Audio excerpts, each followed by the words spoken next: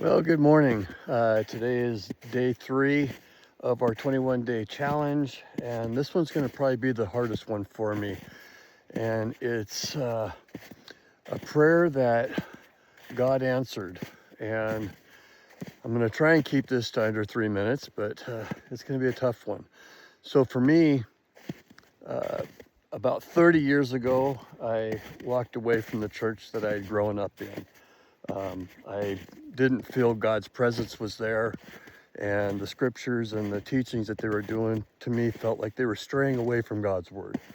I never lost my faith, I just lost faith in the church that I was attending. Flash forward to 2021, about 27 years later, and I went to the hospital, and the doctors gave me less than 3 months to live. My liver had failed, it was dead. I needed a complete liver, I couldn't use a partial, and my kidneys were failing. So about a month into my hospital stay with less than 2 months to live, I surrendered myself to God, and I said, whatever your will is, I said, I'm okay with whatever it is. And I prayed, and I says, if your will is for me to stay and you have work for me to accomplish, lead me and guide me back to the church, back to the true faith, back to your word. And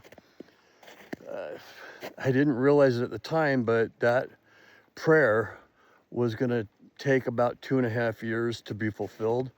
And it guided me, and I left the state, found a new home in Idaho, and he guided me to a church family that when my wife and I were searching for a church, we walked in the door, and the second we walked in, we felt God's presence. We knew that's where we belonged, and that's where God had guided us. So without going into all the details and making a 2-hour video, that was the prayer that was answered for me, to bring me back home and bring me back into his loving arms and a church family that could embrace us. Please join our challenge.